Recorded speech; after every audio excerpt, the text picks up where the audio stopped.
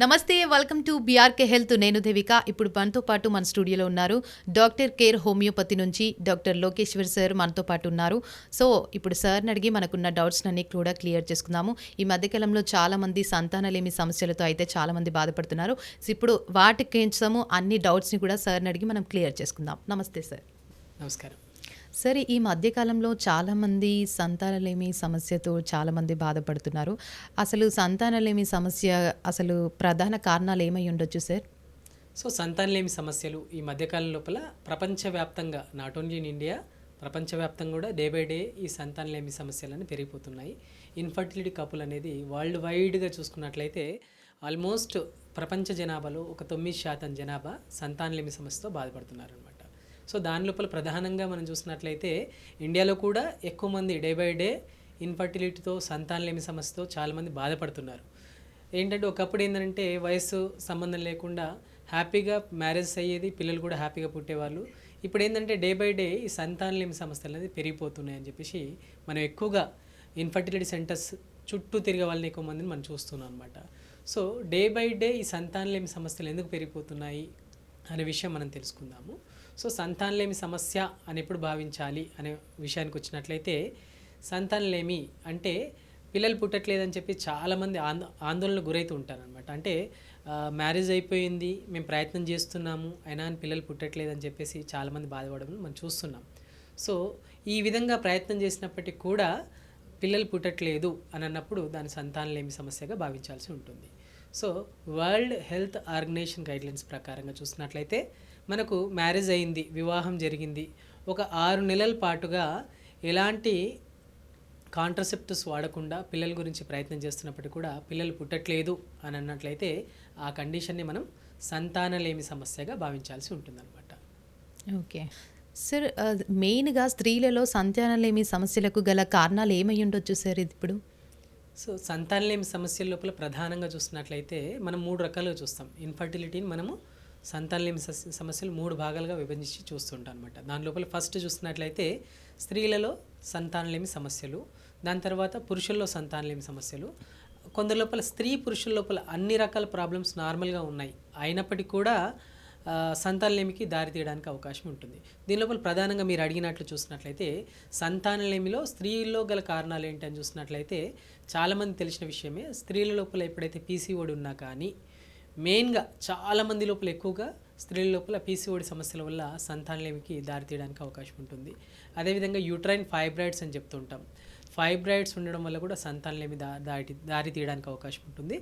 అదేవిధంగా హైపోథైరాయిడ్ కావచ్చు, hyper thyroid కావచ్చు, హార్మోన్ ఇంబ్యాలెన్సెస్ వల్ల కూడా సంతానలేమికి దారితీయడానికి అవకాశం ఉంటుంది. దీంతోపాటు ఒబేసిటీ, ఎస్పెషల్లీ సెంట్రల్ ఒబేసిటీ ఉండడం వల్ల కూడా సంతానలేమి సమస్యకు దారితీయడానికి అవకాశం ఉంటుంది. దీని లోపల మెయిన్గా ఏమవుతుందనంటే స్త్రీల లోపల ఫస్ట్ ఏంటంటే హార్మోన్స్ ఇంబ్యాలెన్స్ అవ్వడం వల్ల ఈ సమస్యలన్నీ కూడా రావడానికి అవకాశం ఉంటుంది.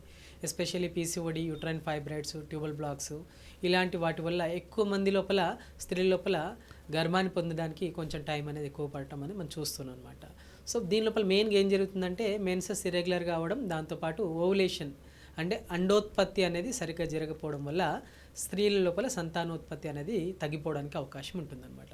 సో ఈ విధంగా చూసినట్లయితే PCOD, uterine fibroids, endometriosis, tubal blocks, hormone imbalances, hypothyroid and hyper thyroid, obesity and ఇవన్నీ కూడా స్త్రీల లోపల సంతానలేమికి గల ప్రధాన కారణాలుగా మనం భావించాల్సిన అవసరం ఉంటుందన్నమాట. ఓకే. సో సార్, అంటే పూర్వకాలంలో చాలా హెల్తీగా, అంటే ఒకప్పుడు ఇట్లాంటి సమస్యలు ఉండకపోతుండే అనమాట. సో ఇప్పుడు ప్రతి ఒక్కరికి ఈ జనరేషన్కి అయితే చాలా మోస్ట్లీ ఇది కామన్ అయిపోతుందన్నమాట ఈ సమస్యలు. సో అంటే లైక్ ఏజ్ ఎక్కువైన తర్వాత పెళ్ళిళ్ళు చేసుకోవడమే దీనికి ప్రధాన కారణం అనేసి అందరూ అనుకుంటారు. అది మెయిన్ రీజన్ అదే ఉండొచ్చా సార్ మరి? ఖచ్చితంగా. ఇక్కడ మనకి ఏంటంటే వయస్సు రీత్యా ఒకప్పుడు ఏంటంటే వయసు కరెక్ట్గా 25 to 30 ఏజ్ గ్రూప్ లోపల మ్యారేజ్ చేసుకునే వాళ్ళు, 21, 22 ఆ ఏజ్ గ్రూప్లో చేసుకునే వాళ్ళు. సో ఆ టైం లోపల మ్యారేజ్ చేసుకోవడం వల్ల త్వరగా సంతానం అనేది కలగడానికి అవకాశం ఉంటుంది. ఎందుకంటే ఆ టైం లోపల అంటే ఒకప్పుడు ఉన్నటువంటి జీవనశైలి అనుకోవచ్చు అండ్ వయసు రీత్యా ఎర్లీగా మ్యారేజ్ చేసుకోవడం, 21 to 25 మధ్యలో కానీ, 25 to 30 ఏజ్ గ్రూప్లో కానీ మ్యారేజ్ చేసుకోవడం వల్ల కూడా ఈ ఇన్ఫర్టిలిటీ సమస్యలని పెద్దగా చూసేవాళ్ళం కాదు. బట్ నవేడేస్ ఏంటంటే వయస్సు రీత్యా 30-35 క్రాస్ అయితే కానీ మనం పెళ్లి చేసుకునే వాళ్ళని చాలామందిని చూస్తున్నాం. అంటే 30 క్రాస్ అయితే కానీ మ్యారేజ్ గురించి ఆలోచన చేస్తున్నారు ఎక్కువగా. యాహ్! సో ఈ విధంగా చూసినట్లయితే వయస్సు కూడా ఒక ప్రధానమైనటువంటి కారణంగా ఇన్ఫర్టిలిటీకి మనం భావించాల్సిన అవసరం ఉంటుంది. సో వయస్సు స్త్రీ లోపల కావచ్చు, పురుషుల లోపల కావచ్చు, ఏజ్ కూడా ఒక ప్రధానమైనటువంటి కారణంగా చెప్తుంటాం. ఎందుకనంటే 20 to 25 ఆర్ 30 ఇయర్స్ కంటే బిలో ఉన్నప్పుడు ఫీమేల్స్లో కావచ్చు, మేల్స్ లోపల కావచ్చు ఉండాల్సినటువంటి హార్మోన్స్ కావచ్చు, అండ్ మెన్సెస్ అంటే ఆడవాళ్ళ విషయాలకు వచ్చినట్లయితే మెన్సెస్ రెగ్యులర్గా అవ్వడం అండ్ ఓవులేషన్ ప్రాపర్గా జరగడం ఇలాంటివి అనేది న్యాచురల్గా ఉండేది. బట్ ఇప్పుడు వయస్సు పైబడడం వల్ల కూడా మనకు ఈ సంతానలేమి సమస్యలు అనేది పెరిగిపోతున్నాయని కూడా మనం భావించవచ్చు. అదేవిధంగా పురుషుల లోపల కూడా చూసినట్లయితే వయస్సు కూడా ఒక ప్రధానమైనటువంటి కారణంగా మనం చెప్పుకోవచ్చు అనమాట. సో సార్ ఇప్పుడు ఫర్టిలిటీ సమస్య అనేది బేసిక్గా స్త్రీలలో చూస్తుంటాం. స్త్రీలలో కోసం మీరు చెప్పినట్టుగానే ఇప్పుడు స్త్రీలలో ఈ కారణాలు చెప్పారు. మరి పురుషులలో ఇది ప్రధాన కారణాలు ఏమై ఉండొచ్చు సార్ ఈ సమస్యకి? సో ఖచ్చితంగా మనం ఈరోజు ఎవరైనా కానీ అందరూ పిల్లలు పుట్టట్లేదంటే ఫస్ట్ ఏంటంటే స్త్రీలలో ఏదో ప్రాబ్లం ఉంది, ఆడవాళ్ళలోనే ప్రాబ్లం ఉంది, అందుకోసం పిల్లలు పుట్టట్లే అని ఎక్కువగా అనుకుంటుంటారు. బట్ ఆడవాళ్ళలో కంటే కూడా మగవాళ్ళ లోపల కూడా కారణాలు ఉంటాయి. ఎస్పెషల్లీ 50% కాజెస్ కూడా మగవాళ్ళ లోపల కూడా ఉంటాయని చెప్పేసి చాలామందికి తెలియదు. సో ఇన్ఫర్టిలిటీలో 30% male factor, 30% female factor, 30% unknown causes అని చెప్పి చెప్తుంటాను అనమాట. సో పురుషుల్లో కూడా సమస్యలు ఉండడం వల్ల సంతానలేమికి దారి తీయడానికి అవకాశం ఉంటుంది. ఎస్పెషల్లీ పురుషుల లోపల ఏంటి అని చూసినట్లయితే ఏజ్ ఫ్యాక్టర్, ఇందాక మనం మాట్లాడుకున్నట్టు వయస్సు 40-45 దాటిందనంటే సంతానోత్పత్తి సమస్యగా భావించడానికి ఎక్కువగా కారణాలు ఉంటాయన్నమాట. సంతానం అనేది కలిగేటువంటి మెయిన్గా స్పర్మ్ క్వాలిటీలో తగ్గిపోవడం కానీ ఇలాంటి సమస్యలు రావడానికి అవకాశం ఉంటుంది. సో వయస్సు ఒక ప్రధానమైనటువంటి కారణంగా చెప్పుకోవచ్చు. అదేవిధంగా మగవాళ్ళ లోపల ఉన్నటువంటి అలవాట్లు, స్మోకింగ్ కావచ్చు, ఆల్కహాల్ కావచ్చు, ఇవి కూడా ఒక ప్రధానమైనటువంటి కారణంగా సంతానలేమికి దారి తీయడానికి అవకాశం ఉంటుంది. ఎస్పెషల్లీ మగవాళ్ళ లోపల కారణం ఉంది అని అంటే ఫస్ట్ ఏంటంటే స్పర్మ్ కౌంట్ అండ్ క్వాలిటీ అని చెప్పి చెప్తుంటాం అనమాట. సో స్పర్మ్ కౌంట్ తగ్గిపోవడం వల్ల, శుక్రకణాల సంఖ్య తగ్గిపోవడం, వీర్య ఉత్పత్తి లోపల కలిగే మార్పుల వల్ల ఈ సంతానలేమి సమస్యకు దారి తీయడానికి అవకాశం ఉంటుంది. సో పిల్లలు పుట్టట్లేదు అని అంటే ఫస్ట్ ఆడవాళ్ళు మాత్రమే సమస్యలు ఉన్నాయని చెప్పేసి భావించాల్సిన అవసరం లేదు. మగవాళ్ళ లోపల కూడా కొన్ని రకాలైనటువంటి సమస్యల వల్ల సంతానలేమికి దారి తీయడానికి అవకాశం ఉంటుంది. సో సంతానలేమి అనగానే స్త్రీ పురుషుల్లో ఇద్దరి లోపల కూడా ఎలాంటి సమస్యలు ఉన్నాయని ఫస్ట్ మనం ప్రైమరీగా వాటికి సంబంధించినటువంటి ఇన్వెస్టిగేషన్ చేసి ఎవరిలో సమస్య ఉందనేది నిర్ధారించుకోవాల్సిన అవసరం ఉంటుందన్నమాట. ఓకే. సో సార్ ఇప్పుడు స్ట్రెస్ వల్ల కూడా ఈ సమస్యలు వచ్చే ఏమైనా ఛాన్సెస్ ఉన్నాయంటారా సార్?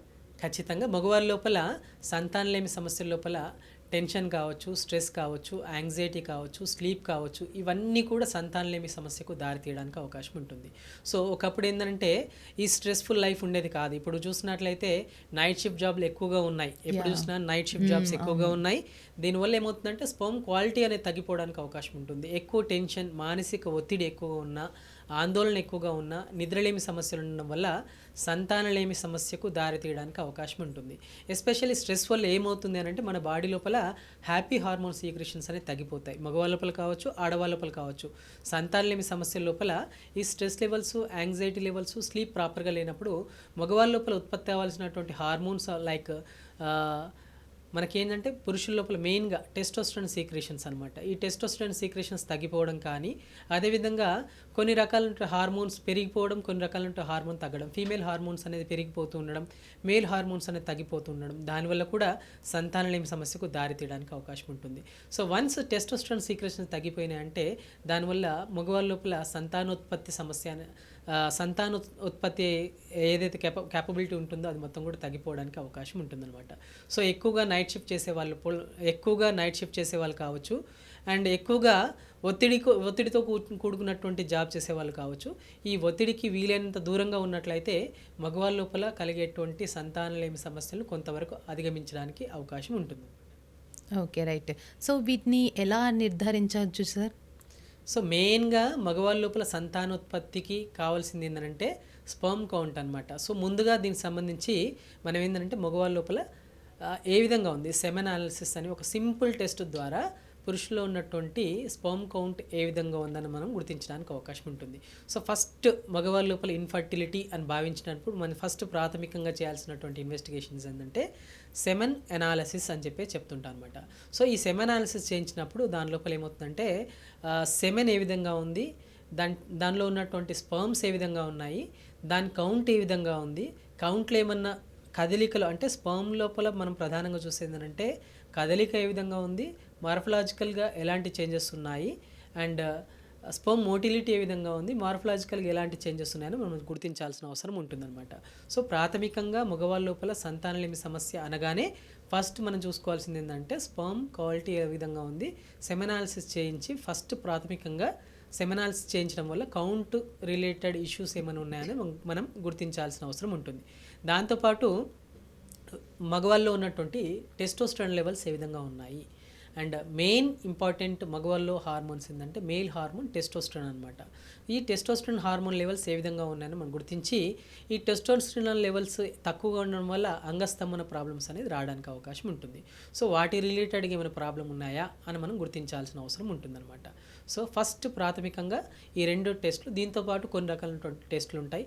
లైక్ థైరాయిడ్ సమస్య ఏమైనా ఉందా, హైపోథైరాయిడ్ కానీ హైపర్ థైరాయిడ్ సమస్యలు ఏమైనా ఉన్నాయా, హైపర్ టెన్షన్ అంటే బీపీ ఉన్న సందర్భాలలో కూడా సంతానలేమికి దారితీయడానికి అవకాశం ఉంటుంది. దాంతోపాటు డయాబెటీస్. సో మెయిన్గా 40-45 తర్వాత లేట్ మ్యారేజెస్ లోపల ఎక్కువగా సంతానలేమి లోపల పురుషుల్లో ఎక్కువగా ప్రాబ్లం ఉండడం వల్ల సంతానలేమికి దారితీయడానికి అవకాశం ఉంటుంది. సో పురుషుల లోపల 40-45 దాటింది అని అంటే డయాబెటీస్ ఏమైనా ఉందా అని మనం ప్రాథమికంగా గుర్తించుకోవాల్సిన అవసరం ఉంటుందన్నమాట. సో డయాబెటిక్ రిలేటెడ్గా ఇన్వెస్టిగేషన్ చేయడం వల్ల and testosterone and semen analysis, thyroid profile and liver function లోపల ఏదైనా మార్పులు ఉన్నాయా అని గుర్తించుకోవాల్సిన అవసరం ఉంటుంది. వీటిలో ఏదైనా ప్రాబ్లం ఉందంటే వాటి రిలేటెడ్గా మెడిసిన్స్ అందించడం వల్ల మగవారిలో ఉన్నటువంటి సంతానం లేమి సమస్యను అధిగమించడానికి అవకాశం ఉంటుందన్నమాట. ఓకే. సో సంతానలేమి సమస్యతో బాధపడుతున్న వాళ్ళకి లైక్ మేల్ కానీ ఫీమేల్ కానీ వీళ్ళకి హోమియోపతిలో మీరు ఎట్లాంటి ట్రీట్మెంట్ ఇస్తారు సార్? సో యూజువల్గా సంతానలేమి సమస్య అనగానే చాలామంది ఆందోళన చెందుతుంటారనమాట. అంటే ఇంకా మాకు పిల్లలు పుట్టరేమో, 6 నెలలు అయిపోయింది, 1 year అయిపోయింది, 2 years అయిపోయింది, 3 years అయిపోయింది అని చెప్పేసి ఒక రకమైనటువంటి డిప్రెషన్లోకి పోతుంటారు. చాలామంది కపుల్ ఏంటంటే 2 years అయిపోయింది ఇంకా పిల్లలు పుట్టట్లేదంటే ఒక రకమైనటువంటి యాంగ్జైటీ అనేది పెరిగిపోతుంటాయి. అది మగవాళ్ళ లోపల కావచ్చు, ఆడవాళ్ళ లోపల కావచ్చు. ఫస్ట్ ప్రాథమికంగా హోమియో వైద్య విధానం లోపల ఎస్పెషల్లీ డాక్టర్ కేర్ హోమియోపతి లోపల మనం అందించేది ఏంటంటే ఫస్ట్ మనం వాళ్ళని ప్రీ కౌన్సిలింగ్ అనేది స్టార్ట్ చేస్తుంటాం అనమాట. దీని లోపల భాగంగా ఫస్ట్ ప్రాబ్లం ఏంటి, అది ఏంటి, మగవాళ్ళ లోపల ప్రాబ్లం ఉందా, ఆడవాళ్ళ లోపల ప్రాబ్లం ఉందా, లైక్ హార్మోన్ రిలేటెడ్గా ఇష్యూస్ వల్ల ఈ సమస్య మొదలైందా, లేదా మగవాళ్ళ లోపల ఉన్నటువంటి స్పర్మ్ కౌంట్ రిలేటెడ్గా ఇష్యూ వల్ల ఈ సమస్య అనేది మొదలైందా అని మనం గుర్తించాల్సిన అవసరం ఉంటుందన్నమాట. సో ఫస్ట్ ప్రాథమికంగా మనము ఈ సమస్య ఎక్కడ ఉంది అనేది నిర్ధారించుకున్న తర్వాత మనము ఇద్దరు అంటే వైఫ్ అండ్ హస్బెండ్ ఇద్దరు కూడా ఫస్ట్ మనం కౌన్సిలింగ్ చేయడం జరుగుతుందన్నమాట. ఒక రకమైన డిప్రెషన్లో ఉంటారు వాళ్ళు. ఫస్ట్ ఒక 2 years అయిపోయింది ఇంకా పిల్లలు పుట్టట్లేదు, 3 years అయిపోయింది ఇంకా పిల్లలు పుట్టట్లేదు అంటే ఒక రకమైనటువంటి యాంగ్జైటీ, ఒక రకమైనటువంటి ఫోబియా, ఇలాంటి సైకలాజికల్ డిజార్డర్లోకి వెళ్ళిపోయి ఒక రకమైన డిప్రెషన్ మెయింటైన్ చేస్తుంటారు. ఫస్ట్ వాళ్ళకి కావాల్సింది ఏంటంటే పిల్లలు కాదు, ఫస్ట్ వాళ్ళకి కావాల్సింది ఏంటంటే ఈ డిప్రెషన్ రిలేటెడ్ కౌన్సిలింగ్ అనేది ఫస్ట్ ప్రాథమికంగా వాళ్ళకి అవసరం. సో ఫస్ట్ కౌన్సిలింగ్ చేసిన తర్వాత కారణం ఏంటి, మగవాళ్ళ లోపల కారణం ఉన్నట్లయితే మగవాళ్ళ లోపల చాలా రకాల కారణాలు ఉంటాయి. సో ఎస్పెషల్లీ మనం మగవాళ్ళ లోపల కారణాల గురించి మాట్లాడుకున్నట్లయితే కౌంట్ రిలేటెడ్ ఇష్యూ ఉందా, లేకపోతే అంగస్తంభం లోపల ప్రాబ్లం ఉందా, లేకపోతే అంగస్తంభన కరెక్ట్గానే ఉంది, కౌంట్ కరెక్ట్గానే ఉంది, అయినప్పటికీ కూడా ఇంకేమైనా ప్రాబ్లం వల్ల like STD sexually transmitted disease ఉన్న సందర్భాలలో కూడా సంతానలేమి దారి తీయడానికి అవకాశం ఉంటుంది. సో కారణం ఏంటి అనేది ఫస్ట్ మనం ఐడెంటిఫై చేయడం జరుగుతుందన్నమాట. సో వాటి రిలేటెడ్గా కౌన్సిలింగ్ చేసుకుంటూ వాళ్ళు ఉన్నటువంటి భయం, ఆందోళన, ఒత్తిడి వీటన్నిటిని కూడా తగ్గేలాగా ఒక రకమైనటువంటి పాజిటివ్ ఎనర్జీ అనేది క్రియేట్ చేసుకుంటూ ఒక రకమైనటువంటి మానసిక ఒత్తిడి నుండి బయటికి తీసుకొస్తూ కౌన్సిలింగ్ చేసుకుంటూ ట్రీట్మెంట్ అనేది ప్రారంభించడం జరుగుతుందన్నమాట. ఓకే. మీరు చెప్పిన విధంగానే అంగస్తంభన సమస్యలని ఎలా నిర్ధారించవచ్చు సార్, అండ్ అలాగే వాటిని ఎలా అధిగమించవచ్చు సార్? సో చాలా వరకు కూడా అంగస్తంభన సమస్యలు వచ్చినాయంటే మగవాళ్ళ లోపల ఇంట్లో ఉన్నటువంటి సొంత వైఫ్తో చెప్పుకోవడానికి కూడా బాధపడే వాళ్ళు మనం చాలామంది చూస్తుంటాం.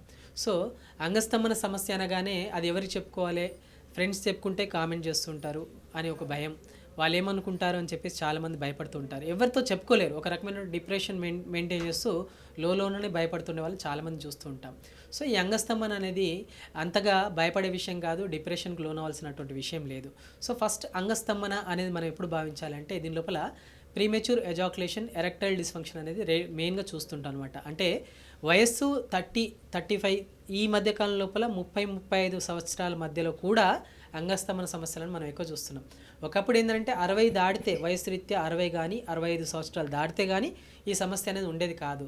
బట్ ఇప్పుడు వయసుతో సంబంధం లేకుండా అంగస్తంభన సమస్యలు అనేది 35 సంవత్సరాల లోపల కూడా చూస్తున్నాం. సో ఫస్ట్ అంగస్తంభన ఎందుకు వస్తుంది, దానిగల కారణం ఏంటని మనం గుర్తించాల్సిన అవసరం ఉంటుందన్నమాట. సో మనం ఎక్కువగా ఎవరిలో ఈ ప్రాబ్లం చూస్తుంటారంటే ఎవరైతే రాత్రి వేళలో పని ఎక్కువ చేస్తుంటారో, నైట్ షిఫ్ట్లో ఎక్కువ వర్క్ చేస్తుంటారో వాళ్ళ లోపల ఎక్కువగా ఈ అంగస్తంభన సమస్యలని రావడానికి అవకాశం ఉంటుంది. దీని లోపల ప్రధానంగా ఏం జరుగుతుందనంటే మన మేల్ హార్మోన్ ఏదైతే ఉంటుందో, మగవాళ్ళ లోపల ప్రధానంగా ఉండాల్సినటువంటి హార్మోన్ మేల్ హార్మోన్ అని చెప్పేసి చెప్తుంటాం, దాన్ని టెస్టోస్టెరాన్ అని చెప్పేసి చెప్తుంటాం. ఈ టెస్టోస్టెరాన్ లెవెల్స్ అనేది తగ్గిపోవడం వల్ల ఈ అంగస్తంభన సమస్యలు అనేది రావడానికి అవకాశం ఉంటుంది. అదేవిధంగా ఎవరైతే ప్రీ డయాబెటిక్ కండిషన్ ఉన్నప్పటికీ వాళ్ళ లోపల కూడా ఈ అంగస్తంభన సమస్యలు అనేది రావడానికి అవకాశం ఉంటుంది. అదేవిధంగా మేల్ హార్మోన్ అనేది తగ్గిపోయి ఫీమేల్ హార్మోన్ లైక్ ప్రొజెస్టరాన్ కానీ, ఈస్ట్రోజన్ కానీ, ఫాలిక్యులర్ స్టిమ్యులేటింగ్ హార్మోన్ కానీ, లుటనైజింగ్ హార్మోన్ కానీ, ఈ హార్మోన్ అసమతుల్యత వల్ల కూడా ఈ అంగస్తంభన సమస్యలకి దారితీయడానికి అవకాశం ఉంటుంది. అదేవిధంగా ఎక్కువగా మానసిక ఒత్తిడి ఎక్కువగా ఉండడం. ఇప్పుడు చూసినట్లయితే ఒత్తిడి లేకుండా ఏ జాబ్ లేదు, ఎక్కడ చూసినా కానీ టార్గెట్ ఓరియంటెడ్ జాబ్స్ ఉన్నాయి. ఈ టార్గెట్ ఓరియంటెడ్ జాబ్లు చేస్తున్నప్పుడు ఖచ్చితంగా వాళ్ళ లోపల ఈ అంగస్తంభన సమస్యలు అనేది రావడానికి అవకాశం ఉంటుంది. మంత్లీ టార్గెట్, ఆ టార్గెట్కి రిలేటెడ్గా పరిగెడుతూనే ఉన్నారు. ఈ మారుతున్నటువంటి జీవన శైలి లోపల ఎక్కువగా టార్గెట్ ఓరియంటెడ్ జాబ్ చేస్తూ ఉండడం, దానివల్ల కూడా అంగస్తంభన సమస్యలు అనేది దారితీయడానికి అవకాశం ఉంటుంది. మెయిన్గా స్ట్రెస్ లెవెల్స్ ఎక్కువైపోతూ ఉండడం, యాంగ్జైటీ లెవెల్స్ ఎక్కువైపోతూ ఉండడం, స్లీప్ ప్రాపర్గా లేకపోవడం, ఇవన్నీ కూడా సైకలాజికల్ కాజెస్ అని చెప్పేసి చెప్తుంటాను అనమాట. సో ఈ సైకలాజికల్ కాజెస్ ఉన్న సందర్భాల లోపల దాని రిలేటెడ్ కూడా అంగస్తంభన ప్రాబ్లమ్స్ అనేది రావడానికి అవకాశం ఉంటుంది. నెక్స్ట్ రిలేటెడ్ టు హార్మోన్స్ అని చెప్పి చెప్తుంటాం. ఆల్రెడీ మనం మాట్లాడుకున్నాం, టెస్టోస్టెరాన్ లెవెల్స్ అనేది తక్కువగా ఉన్న సందర్భాల లోపల మనకు అంగస్తంభన అనేది రావడానికి అవకాశం ఉంటుంది. అదొకటే కాదు, like hypothyroid and hyper thyroid condition లోపల, హైపోథైరాయిడ్ ఉన్న సందర్భాల లోపల దానివల్ల కూడా అంగస్తంభన అనేది రావడానికి అవకాశం ఉంటుంది. చాలామందికి తెలియదు. సో అంగస్తంభన ప్రాపర్గా లేదు అని అంటే ప్రీమెచ్యూర్ ఎజాకులేషన్స్ ఉన్నాయి, ఎరెక్టైల్ డిస్ఫంక్షన్ ఉంది అని అంటే దాని ప్రధానమైనటువంటి కారణం హైపోథైరాయిడ్ అని కూడా మనం చూసుకోవాల్సిన అవసరం ఉంటుందన్నమాట. సో హైపోథైరాయిడ్ ఉండడం వల్ల వెయిట్ గెయిన్ అవుతుండడం, హెయిర్ ఫాల్ అవుతుండడం, స్కిన్ డ్రైనెస్ అవుతుండడం, మోషన్ ఫ్రీగా ఉండకపోవడం, ఇవి మాత్రమే సమస్యగా భావిస్తుంటాం. బట్ మగవారి లోపల వీటితో పాటు అంగస్తంభన కూడా దారితీయడానికి, అంగస్తంభన లోపాలు కూడా కలగడానికి కూడా అవకాశం ఉంటుందన్నమాట. సో థైరాయిడ్ సమస్య ఉన్నా కానీ అంగస్తంభన లోపల ప్రాబ్లమ్స్ అనేది రావడానికి అవకాశం ఉంటుందన్నమాట. ఇవే కాకుండా ఇవన్నీ కరెక్ట్గా ఉన్నాయి. నెక్స్ట్ పోతే డయాబెటీస్ అని చెప్పి చెప్తుంటాం. సో డయాబెటిక్ రిలేటెడ్గా ప్రీ డయాబెటిక్ కండిషన్లో ఉన్నా కానీ అండ్ డయాబెటీస్ వచ్చిన సందర్భాల లోపల కూడా కాంప్లికేషన్లో భాగంగా డయాబెటీస్ లోపల షుగర్ లెవెల్స్ అనేది ప్రాపర్గా మెయింటైన్ చేయకపోయినా కానీ అంగస్తంభన సమస్యకు దారి తీయడానికి అవకాశం ఉంటుంది. అండ్ నెక్స్ట్ పోతే న్యూరలాజికల్ డిజార్డర్స్, కొన్ని రకాలైనటువంటి నరాలకు సంబంధించినటువంటి సమస్యలతో బాధపడుతున్న సందర్భాల లోపల కూడా అంగస్తంభన లోపల ప్రాబ్లమ్స్ అనేది రావడానికి అవకాశం ఉంటుంది. కొన్ని రకాలైనటువంటి జన్యు సంబంధిత ప్రాబ్లమ్స్ ఉన్న సందర్భాల లోపల కూడా అంగస్తంభనకు ప్రాబ్లం రావడానికి అవకాశం ఉంటుంది. సో అందరూ కూడా ఏమనుకుంటారంటే అంగం స్తంభించట్లేదని అంటే ఏదో చిన్న ప్రాబ్లంగా భావిస్తారు, కానీ అండర్లైన్ కాజ్ ఏందనేది మనం ఫస్ట్ గుర్తుంచుకోవాల్సిన అవసరం ఉంటుంది. సో రకరకాల కారణాలు ఉంటాయి. అంగస్తంభనకు దాదాపుగా 100 రకాలైనటువంటి కారణాలు ఉన్నాయి. వీటిలో మనం ప్రధానంగా కొన్ని మాత్రమే మనం ఇప్పుడు మాట్లాడుకున్నాము. కాకపోతే అంగానికి సంబంధించినటువంటి రక్త సరఫరా ప్రాపర్గా లేనప్పుడు కూడా ఈ ప్రాబ్లమ్స్ అనేది రావడానికి అవకాశం ఉంటుంది. లైక్ కొన్ని సందర్భాల లోపల బీపీ మాత్రలు వాడుతున్నా కానీ, హైపర్ టెన్షన్కి బీపీ మాత్రలు వాడక తప్పదు, కానీ బీపీ మాత్రలు వాడుతున్నప్పటికీ కూడా కొందరి లోపల ఈ సమస్యలు అనేది రావడానికి అవకాశం ఉంటుంది. డయాబెటీస్ లోపల డయాబెటిక్ మెడిసిన్స్ వాడుతున్నప్పుడు ప్రాపర్గా మెయింటైన్ చేసిన షుగర్ లెవెల్స్ ప్రాపర్గా మెయింటైన్ చేసినప్పటికీ కూడా అంగస్తంభన సమస్యలు అనేది కొందరిలో మనం చూస్తూ ఉంటాం అన్నమాట. సో వాటికి మరి ఏం చేయాలి, ఏం చేస్తే బాగుంటుందని అంటే ఫస్ట్ కారణం ఏంటనేది మనం చూసుకోవాలి. లైక్ హార్మోన్ సమస్యనా, లేకపోతే సర్క్యులేషన్ లోపల అంగానికి సంబంధించినటువంటి బ్లడ్ వెజల్స్ అనేది ప్రాపర్గా బ్లడ్ సప్లై అనేది ప్రాపర్గా లేకపోవడం వల్ల జరిగిందా, లేదా అంగానికి సంబంధించినటువంటి నరాలలో ప్రాపర్గా స్తంభించకపోవడం వల్ల ఈ సమస్య కలిగిందా అనేది మనం గుర్తుంచుకోవాల్సిన అవసరం ఉంటుందన్నమాట. సో అంగస్తంభన లోపల రకరకాల కారణాలతోటి ఈ ప్రాబ్లమ్స్ వస్తుంటాయి. వయస్సు 30 లేదా 35 సంవత్సరాల లోపల మాత్రమే ఈ మధ్యకాలంలో ఎక్కువ చూస్తున్నాం అంగస్తంభన సంబంధించినటువంటి సమస్యలు ఎక్కువ చూస్తున్నాం. ఒకప్పుడు 60 దాటితే కానీ ఈ సమస్య అనేది చూసేవాళ్ళం కాదు. బట్ ఇప్పుడు వయసుతో సంబంధం లేకుండా నడి వయసు లోపల కూడా ఈ సమస్యలు వస్తున్నాయి. మెయిన్గా స్ట్రెస్ అనుకోవచ్చు, యాంగ్జైటీ అనుకోవచ్చు, స్లీప్ అనుకోవచ్చు. ఈ ప్రాపర్గా మెయింటైన్ చేయకపోయినా కానీ వీటి వల్ల కూడా అంగస్తంభన సమస్యలు అనేది రావడానికి అవకాశం ఉంటుందన్నమాట. ఓకే. సార్ అలాగే హోమియోపతి ద్వారా ప్రెగ్నెన్సీ అనేది లేట్‌గా రావడానికి లేట్‌గా వస్తదని చెప్పేసేసి అంటున్నారు. ఇది నిజం ఎంత సార్ అసలు? సో ఫస్ట్ ఏంటంటే చాలా మంది లోపల కూడా ఉన్నటువంటి ఒక రకమైన అపోహ ఏంటంటే హోమియోపతి వైద్యం లోపల మెడిసిన్స్ వాడితే ప్రెగ్నెన్సీ అనేది చాలా లేట్ అవుతుంది. మనం ఇప్పుడు ఫస్ట్ హోమియోపతి అంటే చాలా లేట్ అయిపోతుంది ట్రీట్మెంట్కి, మనం హోమియోపతి కాకుండా ఇంకేదైనా మెథడ్ మనం చూద్దామని చెప్పేసి ఆలోచిస్తూ ఉంటారు. బట్ ఉన్నటువంటి కారణాన్ని బట్టి అంటే మగవాళ్ళ లోపల కావచ్చు, ఆడవాళ్ళ లోపల కావచ్చు, ఇన్ఫర్టిలిటీ అనగానే ఈ హోమియోపతి మెడిసిన్స్ వాడడానికి కొంతమంది సంకోచిస్తుంటారు, టైం ఎక్కువ తీసుకుంటుందని చెప్పేసి భావిస్తుంటారు. బట్ ఉన్నటువంటి కారణాన్ని బట్టి టైం అనేది అది ఏ సిస్టమ్ ఆఫ్ మెడిసిన్స్లో అయినా కానీ కొంచెం టైం పట్టడానికి అవకాశం ఉంటుంది. అది హోమియోపతి కావచ్చు, మిగతా సిస్టమ్ లోపల కావచ్చు. ఆ కారణాన్ని బట్టి కొన్ని రకాలైనటువంటి క్రానిక్ ప్రాబ్లమ్స్ వల్ల మనకు ఈ ప్రెగ్నెన్సీ అనేది కొంచెం డిలే అయిపోతుంది అనమాట. సో అలాంటి సందర్భాల లోపల ఆల్రెడీ 2 years 3 years రకరకాల మెడిసిన్స్ వాడి టైం వేస్ట్ అయ్యాక లాస్ట్ స్టేజ్లో హోమియోపతిని అప్రోచ్ చేస్తుంటారు. బట్ అలా కాకుండా ఇనిషియల్గానే మనం హోమియోపతిని అప్రోచ్ చేసినట్లయితే, హోమియో వైద్య విధానాన్ని మనం చూజ్ చేసుకున్నట్లయితే ఈ ఇన్ఫర్టిలిటీకి ఎక్కువ టైం పట్టకుండా తక్కువ టైం లోపలనే వితిన్ 6 months లోపల కూడా ప్రెగ్నెన్సీ అనేది రావడానికి అవకాశం ఉంటుంది. సో ఉన్నటువంటి సమస్యను బట్టి టైం పడుతుంది తప్ప హోమియో వైద్య విధానం అనేది లేట్ అనేది ఒక రకమైనటువంటి అపోహ మాత్రమే. సో ఈ అపోహ ఉన్నట్లయితే దాన్ని మీరు అపోహ నుండి బయటికి రండి. హోమియో వైద్య విధానం లోపల తక్కువ సమయం లోపల ఉన్నటువంటి కారణానికి మనం ట్రీట్మెంట్ అనేది ప్రాపర్గా అందించినట్లయితే వితిన్ ఫ్యూ మంత్స్ లోపల ప్రాబ్లమ్ని అధిగమించడానికి అవకాశం ఉంటుంది. ఎస్పెషల్లీ డాక్టర్ కేర్ హోమియోపతి లోపల కారణం మీదని గుర్తించి ఖచ్చితమైన ట్రీట్మెంట్ అందించడం వల్ల వితిన్ మంత్స్ లోపల ప్రెగ్నెన్సీ వచ్చిన కేసులు చాలా ఉన్నాయి. సో టైం ఎక్కువ పడుతుంది, హోమియో వైద్య విధానం స్లోగా ఉంటుందనే ఒక రకమైనటువంటి అపోహ నుండి మీరు బయటికి రండి. మీ లోపల కావచ్చు, మీ చుట్టూ ఉన్నటువంటి మీ ఫ్రెండ్స్ లోపల కావచ్చు, ఎవరైనా ఇన్ఫర్టిలిటీ సమస్యతో బాధపడుతున్నట్లయితే టైం ఎక్కువ పడుతుంది అని హోమియోపతి కాకుండా వేరే సిస్టమ్కి పోవడం వల్ల వాళ్ళు ఇచ్చేటువంటి హార్మోన్ థెరపీ కావచ్చు, ఇంకే రకమైనటువంటి మెడిసిన్స్ వల్ల చాలా రకాలైన కాంప్లికేషన్స్ వస్తుంటాయి. బట్ హోమియో వైద్యం విధానం ఏంటంటే చాలా సేఫ్ అనమాట. సో మనం ఇచ్చేటువంటి మెడిసిన్స్ వల్ల ఎలాంటి సైడ్ ఎఫెక్ట్ ఉండదు. సో చాలామంది లోపల చూస్తుంటాం, ఆడవాళ్ళ లోపల ఇన్ఫర్టిలిటీ మెడిసిన్స్ వాడడం వల్ల చాలా వెయిట్ గెయిన్ అయిపోతుండడం, ఒబేసిటీ రావడం, రకాల అన్వాంటెడ్ హెయిర్ గ్రోత్ రావడం, హెయిర్ ఫాల్ అవుతూ ఉండడం, ఇలాంటి సమస్యలు ఉంటాయి. బట్ అదే మెడిసిన్స్ హోమియోపతిలో ఆ కారణానికి వాడినట్లయితే ఎలాంటి దుష్ప్రభావం లేకుండా న్యాచురల్ వే లోపల ఎలాంటి కాంప్లికేషన్ లేకుండా ప్రెగ్నెన్సీ రావడానికి అవకాశం ఉంటుంది. అదేవిధంగా మగవాళ్ళ లోపల చూసినట్లయితే చాలా రకాల మెడిసిన్స్ ఇస్తుంటారు. ఎస్పెషల్లీ ఫుడ్ సప్లిమెంట్సే ఎక్కువ మంది వాడేదన్నమాట. సో ఈ సప్లిమెంట్ వాడడం వల్ల ఉన్న కారణం అనేది అంత తొందరగా తగ్గదు. సో ఈ కారణం అనేది అంటే మగవాళ్ళ లోపల సంతానలేమి సమస్య అనగానే స్పర్మ్ కౌంట్ రిలేటెడ్ ఇష్యూస్ ఎక్కువగా ఉంటాయి. సో ఈ కౌంట్కి మనం ఓన్లీ ఫుడ్ సప్లిమెంట్స్ కానీ వైటమిన్ సప్లిమెంట్ కానీ వాడడం వల్ల కొంతవరకు ఎనర్జీ లెవెల్స్ ఇంప్రూవ్ అవుతాయి తప్ప ఉన్నటువంటి స్పర్మ్ క్వాలిటీ లోపల మార్పు అనేది చాలా తక్కువగా వస్తుంది. బట్ వేరాజ్ ఇన్ హోమియోపతి లోపల, హోమియో వైద్య విధానం లోపల స్పర్మ్ కౌంట్ని పెంచుకోవడానికి చాలా చక్కటి మెడిసిన్స్ అందుబాటులో ఉంటాయి. వితిన్ ఫ్యూ మంత్స్ లోపల ఈ ప్రాబ్లమ్ని అధిగమించడానికి అవకాశం ఉంటుందన్నమాట. ఓకే. సో ఈ ప్రాబ్లం ఉన్న వాళ్ళు, సంతానలేమి సమస్యలు ఉన్న వాళ్ళకి అంటే పురుషులు కానీ మహిళలు కానీ వీళ్ళకి అంటే లైక్ మెడిసిన్ తోటే ట్రీట్మెంట్ కంప్లీట్ అవుతుంది అంటారా సార్? మరి లైక్ ఇంకేమైనా హోమియోపతి లోపల ఎస్పెషల్లీ డాక్టర్ కేర్ హోమియోపతి లోపల మనము సంతానలేమి సమస్యను అధిగమించడానికి చక్కటి వైద్యం అందుబాటులో ఉందన్నమాట. సో ఉన్నటువంటి కారణాన్ని బట్టి చాలామంది ఏం చేస్తుంటారంటే స్పర్మ్ రిలేటెడ్ ఇష్యూస్ ఉన్నప్పుడు లైక్ మగవాళ్ళ లోపల ప్రధానంగా మనం స్పర్మ్ ప్రాబ్లమ్స్ ఉండడం వల్ల సంతానలేమికి దారితీయడానికి అవకాశం ఉంటుందన్నమాట. ఈ స్పర్మ్ లోపల ఎక్కువగా మనం చూడాల్సింది ఏంటంటే ఏంటి కారణం అనంటే వరల్డ్ హెల్త్ ఆర్గనైజేషన్ గైడ్లైన్స్ ప్రకారంగా మనకు 60 to 120 millions అనేది స్పర్మ్ ఉన్నట్లయితే అది నార్మల్గా మనం భావిస్తూ ఉంటాం. సో ఈ కౌంట్ అనేది తక్కువగా ఉన్న సందర్భాల లోపల దాని లోపల చాలా రకాల కారణాలు ఉంటాయి. లైక్ అలిగోస్పోమియా కావచ్చు, అస్థినోస్పోమియా కావచ్చు, టెరటోస్పోమియా కావచ్చు, అజోస్పోమియా కావచ్చు. ఇలాంటి సమస్యలు ఉన్నప్పుడు చాలామంది ఏం చేస్తుంటారంటే ఇంకా దీనికి ట్రీట్మెంట్ లేదు అని చెప్పేసి చక్కగా ఐయుఐ కానీ ఐవీఎఫ్ కానీ వెళ్దామని చెప్పేసి భావిస్తుంటారు. బట్ హోమియోపతి లోపల, హోమియో వైద్య విధానం లోపల ఈ అలిగోస్పోమియాను అధిగమించడానికి చాలా చక్కటి మెడిసిన్స్ అనేవి అందుబాటులో ఉన్నాయి. సో ఎలాంటి ఏఆర్టీ అవసరం లేకుండా ఖచ్చితంగా న్యాచురల్గా హోమియోపతి మెడిసిన్స్ వాడడం వల్ల స్పర్మ్ కౌంట్ అనేది ఇంప్రూవ్ చేసుకోవడానికి అవకాశం ఉంటుందన్నమాట. సో ఎస్పెషల్లీ ఆలిగోస్పర్మియా అనగానే దీని లోపల మనము mild oligospermia, moderate oligospermia, severe oligospermia అని చెప్పేసి చూస్తుంటాం అనమాట.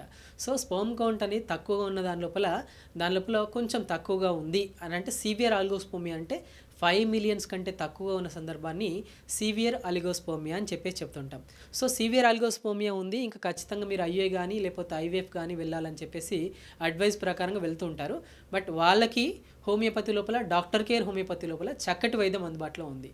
సో 5 మిలియన్స్ నుండి వితిన్ ఫ్యూ మంత్స్ లోపల 3 to 6 మంత్స్ లోపల నార్మల్ అయిన కేసెస్ చాలా ఉన్నాయన్నమాట. సో ఒకవేళ సివియర్ ఆల్గోస్పోమియా సమస్యతో బాధపడుతున్నా కానీ ఖచ్చితంగా ఆ సివియర్ ఆల్గోస్పోమియా నుండి నార్మల్ స్పర్మ్ కౌంట్ లోపల నార్మల్ కౌంట్కి స్థాయికి రావడానికి కొన్ని మంత్స్ రెగ్యులర్గా మెడిసిన్స్ వాడడం వల్ల అండ్ ఫుడ్ లోపల కొన్ని రకాల మార్పులు చేసుకొని మెడిసిన్స్ వాడినట్లయితే ఎలాంటి ఏఆర్టీ అవసరం లేకుండా న్యాచురల్గా స్పర్మ్ కౌంట్ అనేది పెంచుకోవడానికి అవకాశం ఉంటుందన్నమాట. అదేవిధంగా మనం చూసినట్లయితే అలిగోస్పర్మియా ఒకటే కాదు పురుషుల సంతానలేమి దారితీయడానికి, ఈ స్పర్మ్ కౌంట్తో పాటు స్పర్మ్ యొక్క మోటిలిటీ అని చెప్పేసి చెప్తుంటాం. మార్ఫలాజికల్గా ఒక స్పర్మ్ ఉందనంటే దాని లోపల హెడ్, నెక్, టెయిల్ అని చెప్పేసి మనం చూస్తుంటాం అనమాట. సో హెడ్ డిఫెక్టెడ్ స్పర్మ్స్ కానీ, టెయిల్ డిఫెక్టెడ్ స్పర్మ్ కానీ, నెక్ డిఫెక్టెడ్ స్పర్మ్స్ కానీ ఉన్నప్పుడు వాటి యొక్క కదలిక అనేది ప్రాపర్గా ఉండదు. ఒక స్పర్మ్ పురుషుని నుండి రిలీజ్ అయిపోయిన తర్వాత దాని నుండి అంటే తేలికగా కదులుతూ అండాన్ని అతుక్కున్నప్పుడే ప్రెగ్నెన్సీ అనేది వస్తుందన్నమాట. సో స్పర్మ్ మోటిలిటీ రిలేటెడ్గా ఇష్యూస్ ఎప్పుడు వస్తాయనంటే మార్ఫలాజికల్గా ఇష్యూస్ ఉన్నప్పుడు ఈ మోటిలిటీ ఇష్యూస్ అనేది వస్తుంటాయి అన్నమాట. సో మోటిలిటీ పరంగా అస్థినోస్పర్మియా అంటే కదలికలో మార్పు ఉన్నట్లయితే వాటిని అధిగమించడానికి కూడా హోమియోపతి లోపల, డాక్టర్ కేర్ హోమియోపతి లోపల చక్కటి వైద్యం అందుబాటులో ఉంది.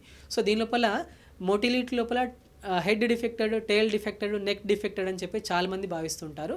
మార్ఫలాజికల్గా 10 to 20% నార్మల్గా ఉన్నప్పటికీ కూడా ప్రెగ్నెన్సీ రావడానికి అవకాశం ఉంటుంది. కొందరు లోపల దానికంటే కూడా ఈ మోటిలిటీ చాలా తక్కువగా ఉన్న సందర్భాల లోపల ఇన్ఫర్టిలిటీకి దారితీయడానికి అవకాశం ఉంటుంది. సో అలాంటి సందర్భాల లోపల మోటిలిటీ ఇష్యూసే ఉన్నాయి, మార్ఫలాజికల్గా టెయిల్ డిఫెక్టెడ్, హెడ్ డిఫెక్టెడ్ సమస్యలు ఉన్నాయి అని అనుకుంటే వాటికి డాక్టర్ కేర్ హోమియోపతి లోపల చక్కటి వైద్యం ఉందన్నమాట.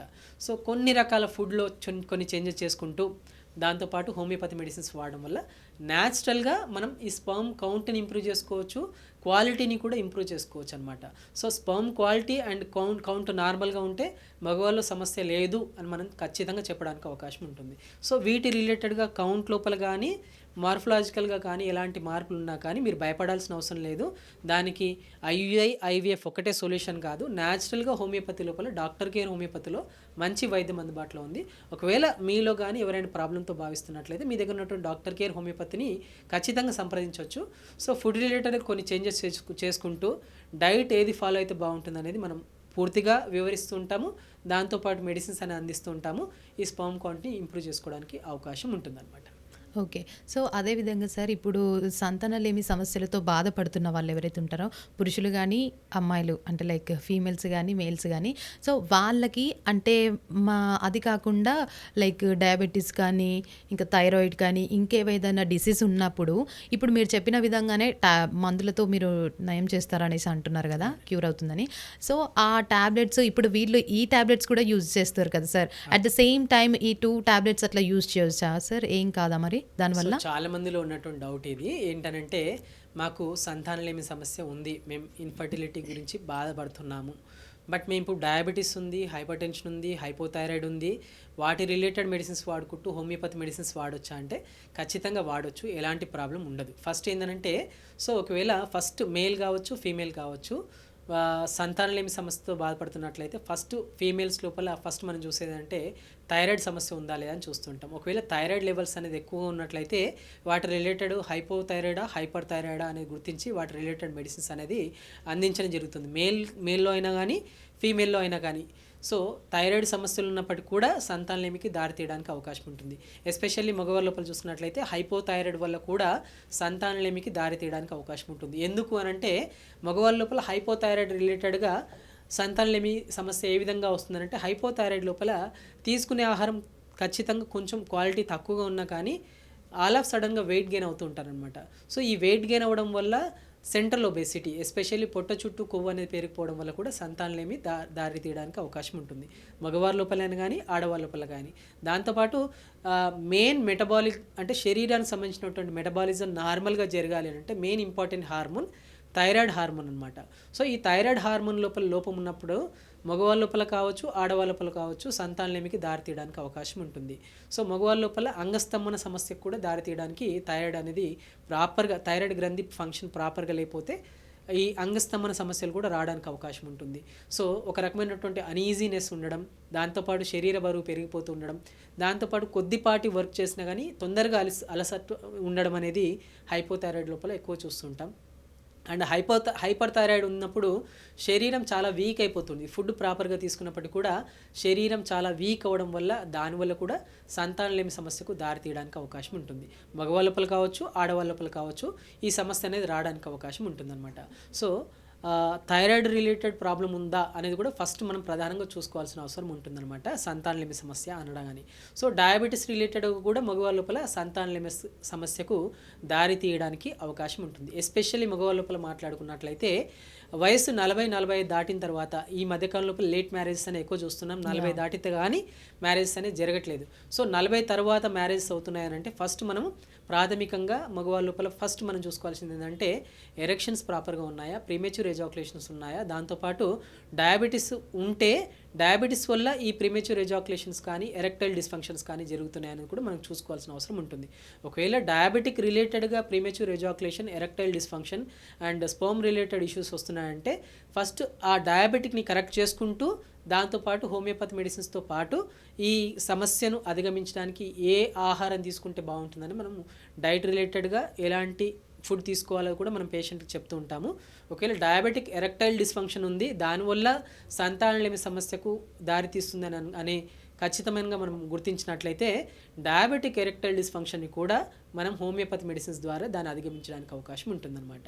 సో ఈ డయాబెటిక్ ఎరెక్టైల్ డిస్ఫంక్షన్ లోపల ఏం జరుగుతుందంటే అంగానికి సంబంధించినటువంటి నరాలు ఏవైతే ఉంటాయో, నర్వ్స్ ఏవైతే ఉంటాయో చాలా వీక్గా ఉండడం వల్ల అండ్ బ్లడ్ సర్క్యులేషన్ ప్రాపర్గా జరగకపోవడం వల్ల అంగస్తంభన అనేది సరిగా ఉండదు. ఒకవేళ అంగం స్తంభించినప్పటికీ కూడా వీర్యం అనేది త్వరగా రావడానికి అవకాశం ఉంటుందన్నమాట. సో అలాంటి సమస్యతో బాధపడుతున్నట్లయితే నిర్మోహమాటంగా మీ దగ్గర ఉన్నటువంటి డాక్టర్ కేర్ హోమియోపతిని సంప్రదించండి. ఖచ్చితంగా erectile dysfunction due to diabetes వల్ల ఉన్నట్లయితే దాన్ని కూడా గుర్తించి ట్రీట్మెంట్ అనేది అందిస్తారు. ఖచ్చితంగా ఆ సమస్యను అధిగమించడానికి అవకాశం ఉంటుందన్నమాట. ఓకే. సో సార్ ఇప్పుడు ఈ మెడిసిన్ వల్ల తగ్గుతుందని చెప్పారు. సో ఎంత టైం తీసుకుంటుంది సార్ మోస్ట్లీ? అండ్ అలాగే మీ దగ్గరికి ఎట్లాంటి పేషెంట్స్ మోస్ట్లీ మీరు ఎట్లాంటి పేషెంట్స్ని ఫేస్ చేస్తారు సార్? సో ఈ మధ్యకాలం లోపల చాలామంది ఏంటంటే సో త్వరగా అయిపోవాలా, సమస్య వచ్చింది త్వరగా అయిపోవాలా, వితిన్ 1 monthలో అయిపోవాలా, వితిన్ ఫ్యూ వీక్స్లోనే అయిపోవాలని చెప్పి చాలామంది భావిస్తుంటారు. అండ్ నేను నా దగ్గర చాలామంది పేషెంట్స్ వస్తుంటారు డయాబెటిక్ రిలేటెడ్గా ఉండి ఎరెక్టైల్ డిస్ఫంక్షన్ తోటి మగవాళ్ళ లోపల చాలామంది వస్తుంటారు. అంటే ఎస్పెషల్లీ పిల్లల గురించి అనే కాదు, ఈడీ ఎరెక్టైల్ డిస్ఫంక్షన్తో కూడా చాలామంది వస్తుంటారు. సో ఈడీ రిలేటెడ్గా వయస్సును బట్టి కొంచెం టైం అనేది కొందరి లోపల వితిన్ 3 months లోపల నార్మల్ అవుతుంటుంది, ఒకరి లోపల 6 months పట్టొచ్చు, కొందరికి 1 year కూడా పట్టొచ్చు. నేను ఇందాక ప్రీవియస్లీ వేరే ఛానల్స్ లోపల నేను చెప్పాను చాలామంది లోపల వితిన్ 6 months లోపల ప్రాబ్లం అనేది సాల్వ్ అవుతుంది అని చెప్పాను. సో ఆ రీల్ పట్టుకొని కూడా చాలామంది నన్ను అప్రోచ్ అయిన వాళ్ళు ఉన్నారు. కాకపోతే ఏంటంటే కొందరి లోపల 3 months లోపల అయిపోయిందనంటే అందరి లోపల 3 months లోపల అవుతుందని కాదు. సో ఉన్నటువంటి సమస్యను బట్టి ఒకవేళ డయాబెటిక్ రిలేటెడ్గా ఉన్నట్లయితే దాని లోపల షుగర్ లెవెల్స్ ఏ విధంగా ఉన్నాయి, ఎన్ని రోజులుగా డయాబెటిక్ ట్రీట్మెంట్ అనేది మనం తీసుకుంటున్నాము, అండ్ ఇంకేమైనా కాంప్లికేషన్స్ ఉన్నాయని కూడా మనం చూసుకోవాల్సిన అవసరం ఉంటుందన్నమాట.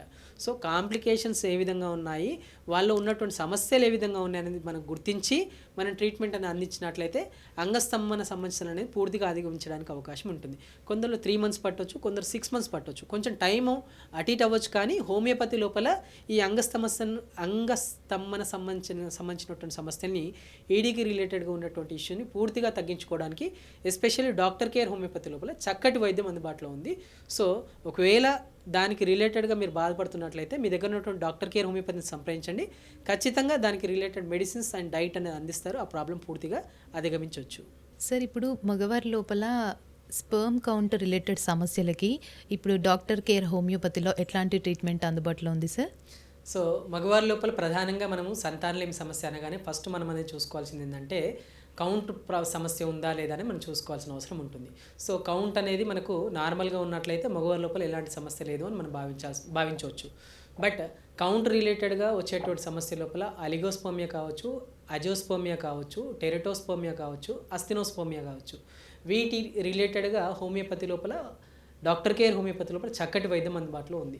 సో అలిగోస్పోమియా అని అంటే కౌంట్ ఉంటుంది, బట్ ఆ కౌంట్ ఉండాల్సిన రేంజ్లో లేకుండా కొంచెం తక్కువ ఉన్నట్లయితే దాన్ని అలిగోస్పోమియా అని నేను చెప్తుంటాను అనమాట.